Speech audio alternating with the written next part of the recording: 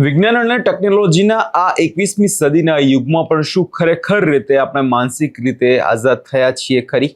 આ સવાલ આજે એટલે ચર્ચામાં આવ્યો છે કેમ કે બનાસકાંઠા અને વાવ થરાદ પંથકમાં હાલ અંધશ્રદ્ધા વિરુદ્ધ એક મોટી સામાજિક ચર્ચા જે છે જાગી છે। 2 દિવસ અગાઉ મોટા કરપડા ગામે બનાસકાંઠાના સાંસદ ગેનીબેન ઠાકોર દ્વારા અંધશ્રદ્ધા અને કુરિવાજો સામે ખુલ્લો પડકાર જે ફેંકવામાં આવ્યો હતો।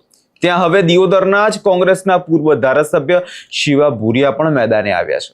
શું છે સમગ્ર મામલો તેના વિશે વિગતે ચર્ચા કરીશું। નમસ્કાર, આપ જોઈ રહ્યા છો નિર્ભય ન્યૂઝ। હું છું આપની સાથે પ્રથમ મોદી। બનાસકાંઠામાં છેલ્લા ઘણા સમયથી અંધશ્રદ્ધા સામે ગેનીબેન ઠાકોરે મોરચો માંડ્યો છે ને હવે દિયોદરના પૂર્વ ધારાસભ્ય શિવા ભુરિયા પણ ગેનીબેનના સમર્થન કરવા તેમને મેદાને ઉતર્યા છે। શ્રદ્ધા અને અંધશ્રદ્ધા વચ્ચે જોવા જઈએ તો બહુ જ પાતળી રેખા જે છે હોય છે અને એને જ સમજવી ખૂબ જ જરૂરી છે। કેમ કે જ્યારે પણ કોઈ વ્યક્તિ ઘરમાં બીમાર પડે છે ત્યારે દોરા ધાગા, તાજવીજ જે અને ઝાડાફૂંક કરવામાં આવે છે અને એની જ પાછળ જે છે લોકો સમય બગાડતા હોય છે અને પૈસા પણ એમાં જ બગાડતા હોય છે, જેના કારણે ઘણા બધા જે આ બધા સાધુ ભુવાઓ છે તે આ લોકોનો ફાયદો ઉપાડી જાય છે અને એના જ કારણે હવે સાંસદ ગેનીબેન ઠાકોર અને શિવા ભુરિયા દ્વારા આ તમામ લોકોને પડકાર જે છે ફેંકવામાં આવ્યો છે। શિવા ભુરિયા દ્વારા બહુ સુંદર વાક્ય કહેવામાં આવ્યું છે અને કીધું છે કે દુનિયામાં દેવ પણ ચોક્કસ હોય છે પણ આપણે દુઆ અને દેવ બંને કરવા જોઈએ, કેમ કે ભગવાનમાં ભરોસો રાખો પણ સાથે સાથે વિજ્ઞાન અને ડોક્ટરની દવા પર પણ એટલો જ વિશ્વાસ રાખવો જરૂરી છે। વધુમાં આખા મામલાને લઈ તેમના દ્વારા શું કહેવામાં આવ્યું છે એકવાર એ સાંભળી લઈએ। જ્ઞાનીબેને અંધશ્રદ્ધા વિશે નિવેદન આવ્યું। એ નિવેદન એ પ્રકારનું છે કે દુનિયામાં દેવી અને દેવતાઓ કળતકમાં છે। અત્યારે હાલનો જમાનો એવો છે કે દેવો જમીનમાંથી ઉભા નથી એમ કહો તો પણ કહેવાય, પણ અંધશ્રદ્ધા વચ્ચેની શ્રદ્ધા વચ્ચે નુકસાન એટલું જ છે કે તમે શ્રદ્ધાથી કોઈ પણ દેવને પૂજો, તમારી કુળદેવતા છે કે તમારું કોઈ પણ પ્રકારનું ઈષ્ટદેવ છે તમે પૂજો અને એના માટે વિશ્વાસ રાખીને તમે એને પૂજો, એ એક જાતની શ્રદ્ધા છે ને એ તમને 100% મદદ પણ દેવ કરતો હોય છે। દેવ મદદ નથી કરતો એવું હોતું નથી। મેં એવા કેટલાય દાખલા જોયા છે કે દેવના ઉપર તમે વિશ્વાસ રાખો તો 100% દેવ તમારું કામ કરતું હોય છે। પણ અંધશ્રદ્ધા એવી છે કે એક તો કોઈ પણ વ્યક્તિ બીમાર પડે અને તમે કોઈ પણ ભોપા કરી ગયા અને એને તમને આખડી આલી અને એનાથી આરામ ના છો તો તમારે ખરેખર દવાખાને એને બચાવવું જોઈએ। દેવ અને દુઆ બે જાતનું કરવું જોઈએ।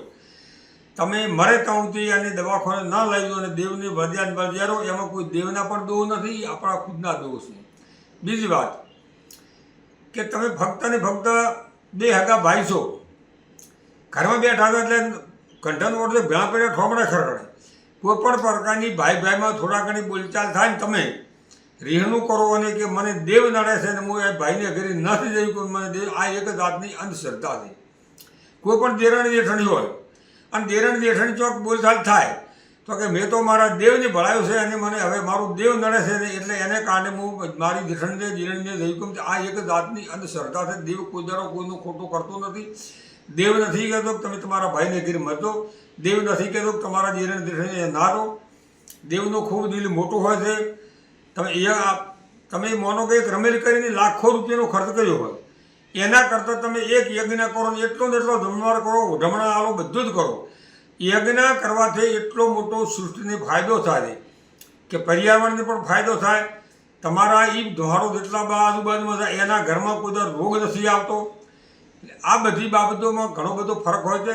યજ્ઞ કરવો, દેવી દેવતાઓને માનમાં દેવાધૂપ કરવા એમાં કોઈ પણ પ્રકારનું પાપ નથી। આપણી ભારતની સંસ્કૃતિ છે અને દેવો દુનિયામાં છે નથી એમને દેવ ધારે ને તો આકાશમાંથી તારા પણ ઉતારી કરે, પણ તે પ્રેમથી મોને કે એને શ્રદ્ધાથી મોને અને શ્રદ્ધાથી મોને એમાં કશું હોતું નથી।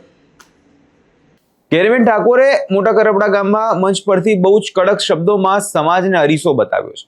તેમણે કહ્યું છે કે ઈશ્વરની આરાધના કરવી, પૂજા પાઠ કરવા એ દરેક વ્યક્તિની અંગત બાબત છે અને તેના પર કોઈ રોકટોક ના હોય છે, પરંતુ આ પૂજા પર અંધશ્રદ્ધાની સીમા પાર કરી જાય ત્યારે તેની ખબર જ નથી પડતી।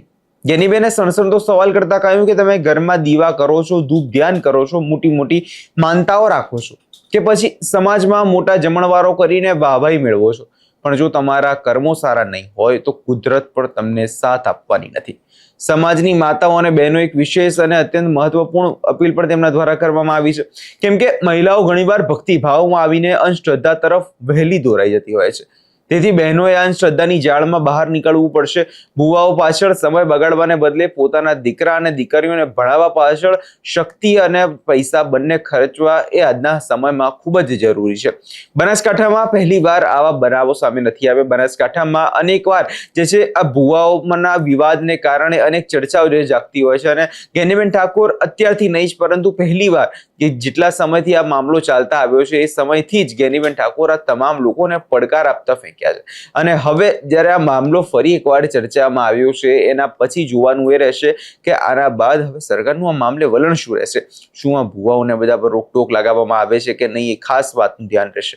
આ વિષયમાં તમને શું લાગે છે કમેન્ટ કરી ચોક્કસથી જણાવજો. અને અમારી ચેનલ નિર્ભય ન્યૂઝને લાઇક, શેર અને સબસ્ક્રાઇબ કરવાનું ભૂલશો નહીં.